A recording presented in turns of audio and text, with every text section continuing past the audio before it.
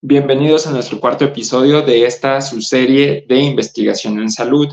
Ya en este canal podrán encontrar los episodios previos. En el primero estuvimos hablando de la importancia de la investigación en salud, ya hablamos de cómo elaborar una pregunta de investigación, cómo elaborar un título, las consideraciones éticas y la normativa que debe haber en nuestras investigaciones. Ahora ya continuando más con la estructura de este protocolo, ya nos vamos adentrando más a las partes que debe incluir nuestro protocolo de investigación. En este cuarto episodio estaremos hablando de un tema que suele ser un poquito confuso, que es el planteamiento del problema y la justificación, ya que a veces nos podemos llegar a confundir y podemos mezclar unas cosas con otras, ya que se pueden llegar a parecer un poco. Por lo tanto, hay veces que al momento de elaborar nuestro planteamiento del problema, ponemos cosas que van en la justificación y viceversa. Por eso es que este tema lo hablaré en un solo video, para que puedan hacer una comparativa de una manera un poquito más directa y se les haga más sencillo la comprensión de la justificación y del planteamiento del problema. Y pues bueno, sin más, comenzamos con este episodio. El día de hoy vamos a comenzar a presentar aquí nuestras diapositivas. Bueno, vamos a comenzar con el planteamiento del problema, ya que en el orden en el que lo debemos de ir colocando nosotros en nuestro protocolo, pues va primero el planteamiento del problema y posteriormente nuestra justificación. Primero vamos a ver para qué sirve el planteamiento del problema, qué hace este planteamiento. En primer lugar, el planteamiento del problema nos va a fundamentar la necesidad de realizar la investigación para generar conocimientos. Es decir, el planteamiento nos va a dar el origen de nuestra investigación, nos va a hacer ver por qué es importante, por qué es imprescindible realizar esta investigación. Tiene que dejar en claro los vacíos de conocimiento sobre el problema y o controversia que existe y la evidencia no conclusiva. ¿Qué quiere decir esto? Que en nuestro planteamiento nosotros debemos de dar a conocer que sí, puede que ya se haya investigado previamente al respecto, pero a pesar de que hay investigaciones previas, aún siguen quedando vacíos por los cuales no nos queda claro la respuesta que nos han dado previamente y nosotros queremos encontrar nuestra propia respuesta, que a pesar de que ya se han publicado algunos artículos similares a lo que nosotros queremos hacer, pues esto no termina por convencernos. Entonces tenemos que dejar en claro que aún existe cierta controversia y nosotros queremos disuadir desvanecer por completo esa controversia que puede llegar a existir, ¿no? También nos menciona dar argumento convincente de que los conocimientos disponibles son insuficientes para responder nuestra pregunta. O sea, muy parecido a lo que mencionábamos previamente, ¿no? Lo que ya existe aún no es suficiente para poder generar alguna conclusión que sea definitiva. Por eso que nosotros vamos a realizar este proyecto. Hay muchos temas de los cuales nosotros podemos tener dudas que ya se han investigado previamente, pero que en la institución en la que nos encontramos laborando sigue existiendo este problema y nosotros queremos saber por qué existe. Un ejemplo que puede llegar a ser las infecciones nosocomiales, que puede ser que en algunos otros hospitales ya hayan investigado por qué se presentan estas infecciones nosocomiales y ya han visto la manera, pues, de erradicarlas, vaya. Sin embargo, nosotros en nuestra unidad, en nuestro hospital, clínica, etcétera, donde estemos laborando, aún siguen existiendo a pesar de las recomendaciones que ya se han emitido en algunos artículos y que ya hemos visto y se han estado siguiendo. Entonces, a pesar de eso, sigue existiendo duda y a nosotros nos puede llegar a generar una duda de por qué se sigue presentando tal infección nosocomial en tal unidad que se encuentra ubicada en X parte, ¿no? Esa puede ser nuestra pregunta de investigación. Que sí, ya se investigó previamente sobre esas infecciones nosocomiales, pero en nuestra unidad sigue ocurriendo. Entonces ya ahí nos sirve para elaborar un protocolo en el cual en nuestro planteamiento del problema nosotros podemos describir que sí ya existe bibliografía en la que se ha investigado al respecto, pero en nuestra unidad hospitalaria sigue habiendo este tipo de infecciones nosocomiales, entonces queremos erradicarlo de nuestra unidad. De esta manera, pues demostramos que a pesar de que ya es investigado, para nosotros y para la población que nosotros atendemos, sigue siendo un problema. Y antes de realizar nuestra investigación, el planteamiento del problema nos sirve demasiado para poder saber si es factible realizar nuestra investigación. La factibilidad es muy importante porque de ella va a depender si podemos seguir adelante en la ejecución de nuestro protocolo o lo detenemos. Y evaluar ese planteamiento del problema va a ser fundamental para poder conocer esta factibilidad. A través del planteamiento del problema nos vamos a dar cuenta si el tiempo que nosotros tenemos es suficiente para solucionar nuestro problema.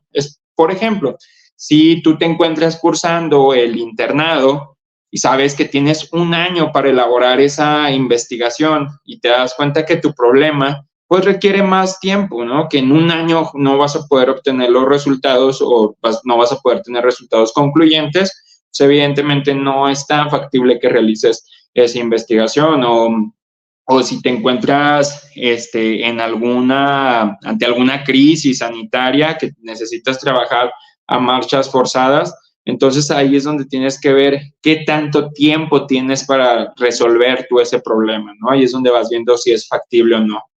Y luego la siguiente pregunta es, ¿puedo obtener una muestra suficiente para investigar el problema?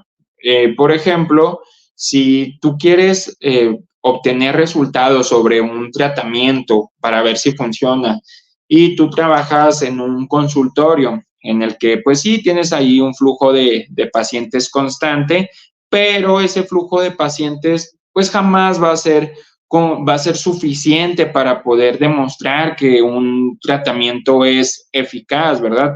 Por lo general, para los tratamientos necesitamos muestras enormes. Entonces, por lo general, cuando vemos si un tratamiento tiene utilidad, pues se pone a prueba en muchísimas unidades hospitalarias donde tienen una gran afluencia de pacientes. Difícilmente, si estamos a cargo de un consultorio, o de una unidad médico-familiar, pues vamos a tener una cantidad suficiente de pacientes, ¿no? Entonces, hay que ver con cuántas personas podemos contar para elaborar nuestro estudio y si esa muestra puede llegar a ser suficiente. Claro que hay casos en los que podemos realizar estudios con muestras muy pequeñas, ¿no? Con muestras incluso menores a 100 personas y podemos obtener muy buenos resultados, pero estamos hablando de otro tipo de estudios. Para un ensayo clínico, por ejemplo, va a ser muy difícil que con una muestra de 100 pacientes obtengamos resultados concluyentes.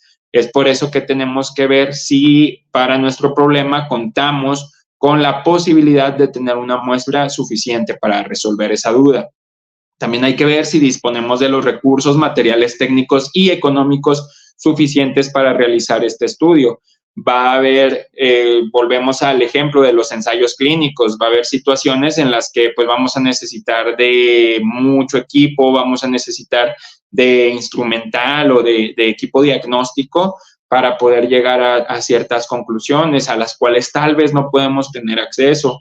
Incluso pues la parte económica es muy importante, ya que si contamos con trabajadores o personas que nos van a estar ayudando en la investigación y tenemos que pagarles para que colaboren y no contamos con este recurso, pues difícilmente vamos a poder durar mucho tiempo manteniendo la investigación. Hay investigaciones que duran años, por lo cual se convierten en proyectos muy costosos. Es por esto que tenemos que ver cuánto tiempo es sostenible nuestra investigación. Y nos menciona el investigador, perdón, cuenta con suficiente experiencia para enfrentar el problema. Esta parte es importantísima. Es por eso que tenemos que ubicarnos, ¿no? En dónde nos encontramos parados, qué conocimientos tenemos. Obviamente todos quisiéramos encontrar cosas, pues, muy grandes, ¿verdad? Que cambien el rumbo de la medicina, pero tenemos que ubicarnos en cuanto a nuestras capacidades y conocimientos que tenemos en ese momento. No podemos empezar a generar investigación investigación que incluso pudiera llegar a ser investigación con riesgo mayor al mínimo cuando nos encontramos siendo estudiantes de medicina todavía o nos encontramos en el internado, servicio social, porque aún no tenemos ni los conocimientos para manejar al paciente Y también el hecho de que lleguemos a unos resultados no quiere decir que los sepamos interpretar de manera correcta. También para poder interpretar los resultados de manera adecuada, tenemos que tener ciertos conocimientos teóricos. Si no tenemos esos conocimientos teóricos previos, los resultados que nos pueda llegar a arrojar nuestra investigación los podemos interpretar de mala manera y eso nos va a llevar a un sesgo. Por lo tanto, hay que adaptarnos a nuestros conocimientos, qué sabemos y en dónde nos encontramos ubicados para poder realizar una investigación acorde a nuestras capacidades. Y también, claro, hay que valorar las implicaciones éticas.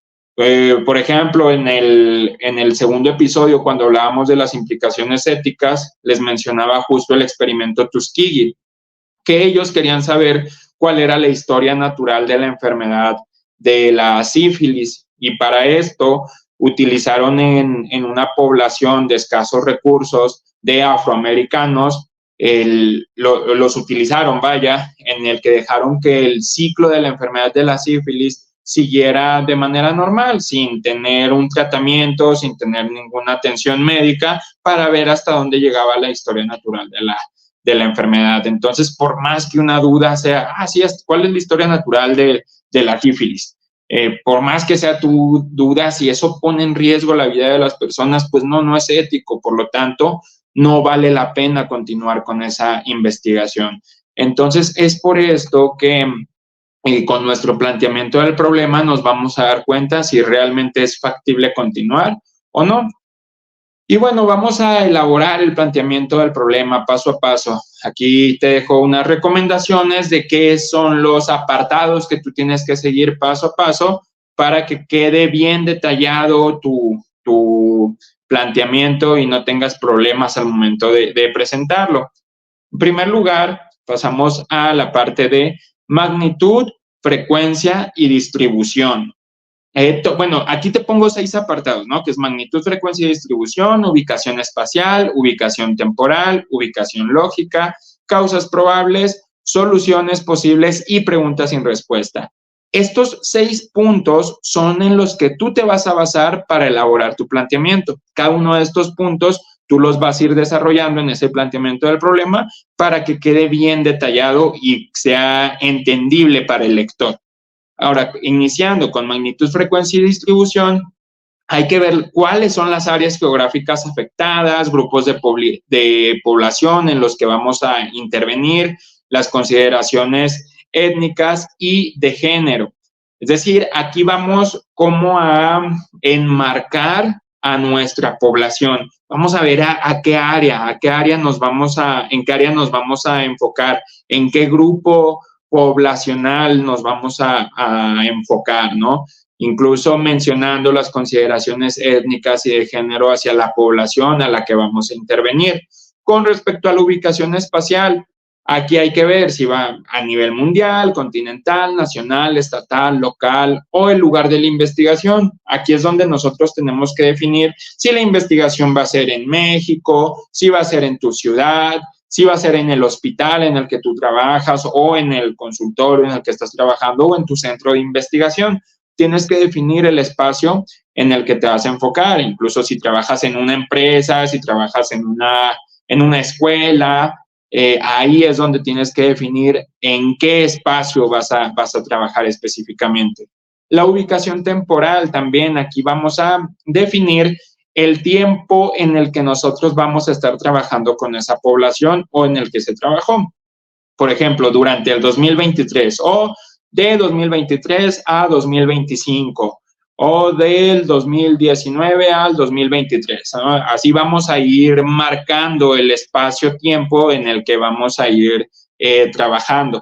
La ubicación lógica va a ir de lo general a lo particular. Siempre tenemos que ir de lo general a lo particular para que de esa manera podamos segmentar mejor a nuestra población, a nuestro grupo de estudio. O sea, vemos primero las consideraciones generales, ¿no? ¿Qué se ha trabajado en el mundo? ¿Qué es lo que se sabe?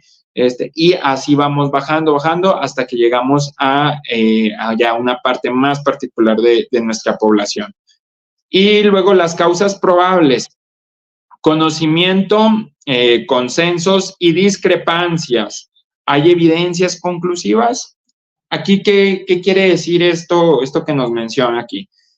Hay que evaluar, aquí hay que definir lo que hay ya en investigaciones previas. Incluso en esta parte es donde comenzamos con nuestras citas bibliográficas y comenzamos a describir qué es lo que ya se ha encontrado previamente, qué es lo que nos han dicho otros estudios que son las causas probables, qué es lo que nos han dicho en otros investigadores que creen que es la causa del problema.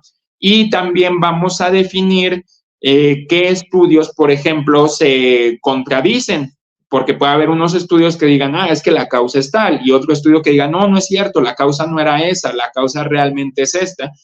Por lo tanto, nosotros proponemos esto y luego sale otro que dice, no, yo propongo esto y es mejor. Entonces, aquí en el planteamiento del problema, nosotros podemos describir eso, que existen ciertas discrepancias entre autores y nosotros queremos saber pues cuál es la más correcta, ¿no? O la que se puede acercar más a nuestra población, porque incluso puede ser que un estudio se haya realizado en Asia, otro se haya realizado en África y otro se haya realizado en América del Norte, y que son poblaciones distintas, con características distintas, con climas distintos, por lo cual los resultados van a variar significativamente. Entonces, nosotros queremos ver en nuestra población de estudio cómo es que estos resultados se comportan.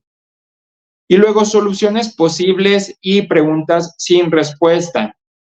Nos menciona aquí de estas preguntas o estas interrogantes que nosotros tenemos que tener en cuenta al momento de nuestra redacción. ¿Cuáles han sido las formas de resolver el problema? Es decir, presentamos qué han hecho previamente, qué se ha propuesto, es decir, qué resultados se han obtenido anteriormente, qué sigue siendo un interrogante. Esto es importantísimo porque puede ser que nosotros en nuestro estudio podamos llegar a esclarecer cuáles han sido, podamos llegar a esclarecer estas interrogantes previas que aún se mantienen y que no se ha logrado conocer. Entonces, con estos 6 apartados, nosotros nos vamos a basar en la redacción de nuestro planteamiento del problema.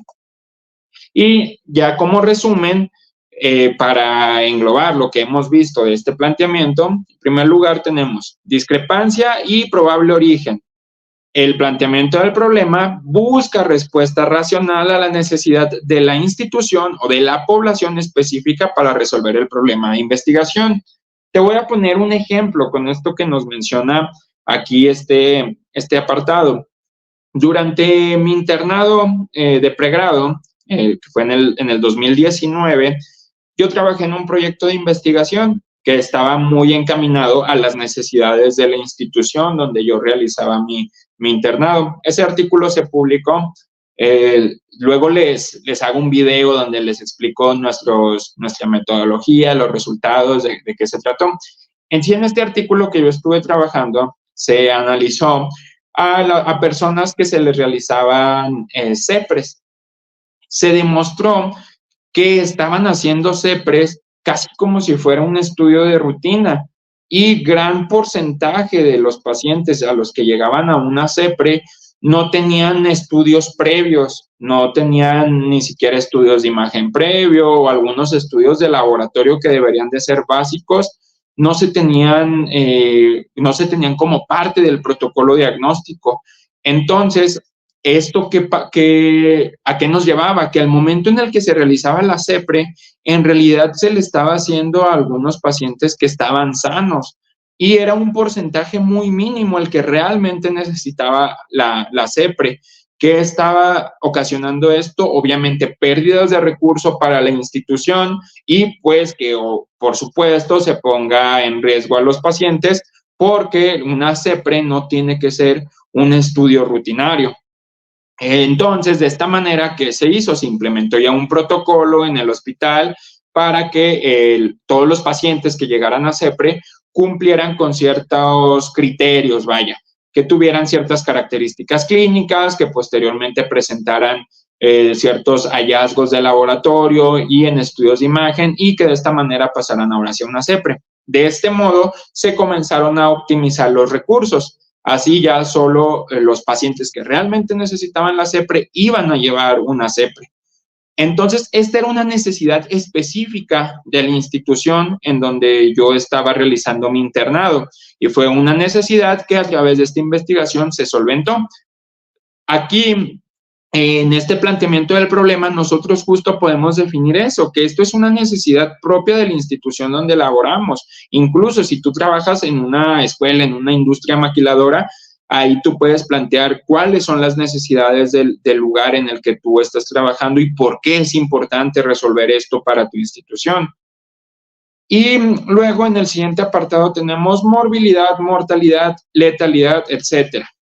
Con esto vamos a describir nosotros la magnitud del problema, porque aquí podemos demostrar, están muriendo tantas personas, tantos se están infectando, se están contagiando a más familias, o incluso demostrar pues la parte ahí económica, ¿no? Cómo puede llegar a estar golpeando, como les mostraba en el ejemplo anterior, que golpeaba económicamente tanto a la institución como pues obviamente al paciente. Y luego identifica la importancia que tendrá la investigación a través del tiempo. Aquí vamos a darnos cuenta qué tan trascendente puede llegar a ser nuestro protocolo, ya que de esa manera vamos a saber qué tanto vamos a ayudar a nuestras generaciones futuras con nuestra investigación. Y por último, facilidad o dificultades para resolver el problema y que coincida con el título y objetivo general. Entonces, hasta aquí la parte de planteamiento del problema.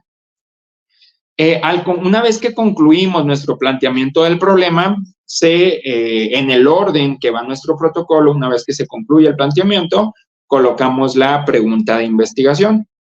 Y ahora continuaríamos con la justificación. Como les comentaba al principio, la justificación puede llegar a ser un apartado que podemos confundir con el planteamiento, porque si se fijan, a través del planteamiento del problema pareciera que estamos justificando la necesidad de realizar nuestro estudio. Y en parte sí, porque estamos definiendo por qué esto es un problema, por qué es un problema para la población, para la institución donde yo trabajo. En sí, esto estamos definiendo la importancia, ¿no?, de realizar el estudio. Y al justificar podemos llegar a caer en esta confusión y poner apartados similares. Pero a grandes rasgos, para no llegar a esa confusión, en la justificación prácticamente vamos a demostrar los beneficios que vamos a llevar a la población a la que le vamos a aplicar el estudio. En el planteamiento del problema es, esta población tiene este problema. Y en la justificación es, los vamos a beneficiar de esta manera, ¿ok? Entonces, en la justificación va más bien cómo vas a beneficiar. De esa manera, tú te justificas por qué sí vas a realizar esta investigación. Es la manera de justificar que cumples con todas las consideraciones éticas, que no vas a afectar a nadie y que vas a beneficiar a esa población. De esa manera podemos diferenciarlo un poquito más sencillo, pero bueno, vamos a adentrarnos más en el tema. La justificación es breve, esta tiene que ser más concisa. En el planteamiento del problema sí nos extendemos un poquito más, pero la justificación tiene que ser breve. Tiene como finalidad dejar en claro por qué es importante realizar el estudio, pero, ojo, a través de los beneficios que vamos a llevar a la población.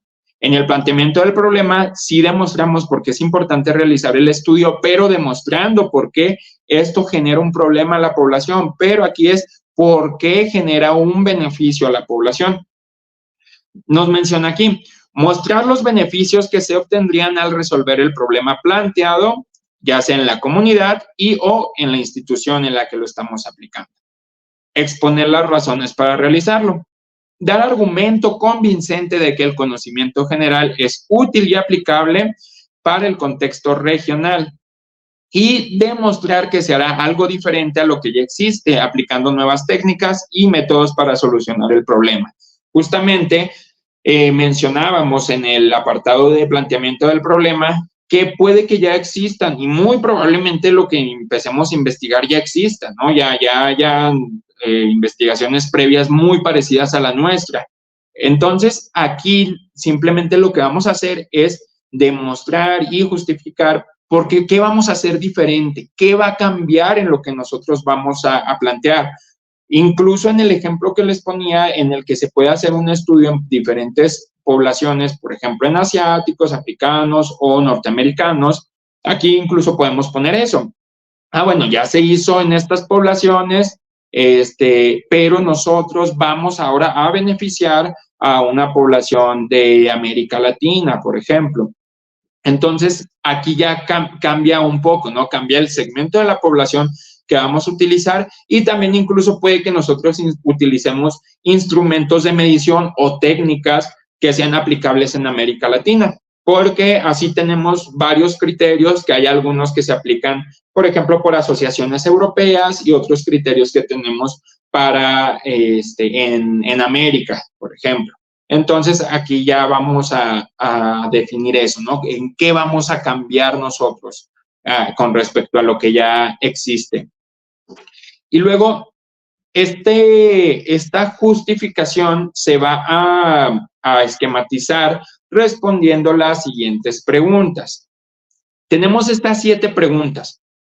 Si nosotros vamos respondiéndolas paso a paso, con eso vamos a tener la estructura de nuestra justificación. Cuando comiences a redactar tu justificación, utiliza estas preguntas. De esta manera va a ser un poquito más sencillo para ti poder redactarla. En primer lugar, relación con las prioridades de la región y del país. En este apartado es bien importante que tú conozcas cuáles son las prioridades que tiene tu país y cuáles son las líneas de investigación que se manejan. Por lo general, las instituciones de salud manejan algunas líneas de investigación y tú tienes que buscar cuáles son esas líneas de investigación para que conozcas cuáles son sus necesidades. Por lo general, estas líneas están basadas en los requerimientos de la población de ese sector, ya sea de esa institución o de esa ciudad. Tú puedes acudir a tu hospital, preguntar por las líneas de investigación y basarte en una de ellas para que realmente estés resolviendo problemas que ese hospital tenga. También cada país tiene sus necesidades o sus programas prioritarios en salud. En su momento en México existieron un listado de programas prioritarios en los que se ponía principal enfoque y todas las instituciones de salud trabajaban en torno a ellos. Actualmente sí existen por ahí algunos decretos, pero ya no se siguen tanto. Claro que van cambiando sexenio a sexenio con las necesidades del país, porque obviamente las necesidades pues van cambiando, ¿verdad? Conforme van apareciendo nuevas enfermedades, nuevos tratamientos, nuevos métodos diagnósticos, las necesidades y los programas prioritarios van cambiando. Entonces, te recomiendo que investigues los programas prioritarios de tu país, de tu estado, tu ciudad, o las líneas de investigación de tu institución para que te puedas basar en ellos. Incluso la Organización Mundial de la Salud tiene estos programas en los que pone principal atención. Y luego, punto 2, ¿qué conocimiento se obtendrá? Esto es importantísimo porque aquí podemos demostrar que vamos a beneficiarnos a través de conocimiento, porque el beneficio que trae la investigación, sí, claro que puede traer beneficio económico para la población, beneficio en salud, pero el beneficio más importante, creo yo, en este apartado tiene que ser el conocimiento. Finalidad, objetivo y propósito del estudio. ¿Quiénes serán los beneficiados? Aquí, pues, sí va a ser la población, si van a ser estudiantes, si van a ser trabajadores, sobre quién vamos a intervenir. La relevancia que va a tener el estudio. ¿Por qué no se puede prescindir de la realización de la investigación? Porque es importantísimo. Supongamos que nos encontramos en el caso que les platicaba de lo que sucedía en un hospital, en el que se están perdiendo recursos. Entonces, ¿por qué no se puede prescindir de la realización de la investigación? Pues porque si no hacemos esta investigación, no vamos a saber en qué estamos fallando, no vamos a saber en qué se están perdiendo los recursos y el paciente va a seguir perdiendo y el hospital va a seguir perdiendo. Y luego, ¿cómo se difundirán los resultados? Aquí pues vamos a expresar de qué manera vamos a dar a conocer a la población los resultados obtenidos o a la institución, ¿no? ¿Cómo se lo vamos a hacer, cómo se lo vamos a hacer llegar? Y en resumen, de lo que es la justificación, es un argumento que justifica la investigación a través del beneficio que va a llevar esta investigación. Nos lleva al objetivo de la investigación. Menciona los beneficios, quién, cuándo, dónde y cómo. Nos muestra la relevancia de la investigación y menciona el por qué no se debe obviar la investigación propuesta. Entonces, ya con esto concluimos y podemos darnos cuenta que sí, la justificación y el planteamiento del problema se parecen, sin embargo, cambian en que el planteamiento del problema nos va a hacer ver por qué esto está generando cierta problemática para tal grupo o sector de la población, y en la justificación es cómo vamos a beneficiar a esa población o cómo nos vamos a beneficiar nosotros, ya sea en conocimientos, etcétera. Sí se parecen, pero ya si lo estudiamos de esta manera, podemos ver que sí tienen sus diferencias y que la redacción la podemos llevar de manera distinta. Entonces, sigue estas recomendaciones para una mejor redacción. Espero te haya servido este video. Te repito, si en estos momentos tú te encuentras realizando un proyecto de tesis, conoces a alguien que esté batallando con su tesis, puedes mandarle esta serie de videos en el que semana a semana estoy publicando un video sobre los distintos apartados del protocolo. Una vez concluida la serie, pues ya se los haré saber, la voy a publicar en mis redes y para que pasen la serie completa. Para los que la están siguiendo en vivo, incluso les puede servir para si gustan ir redactando su protocolo paso a paso, me pueden contactar a través de mis diferentes redes sociales, que se las dejo aquí en pantalla, me pueden mandar un mensaje por ahí y si necesitan algún tipo de asesoría, con todo gusto se las puedo ofrecer. Comparte este video, si te gustó dale like y suscríbete a mi canal para que vayas siguiendo todas mis actualizaciones del diferente tipo de contenido que estoy subiendo. Espero te haya gustado, hasta luego.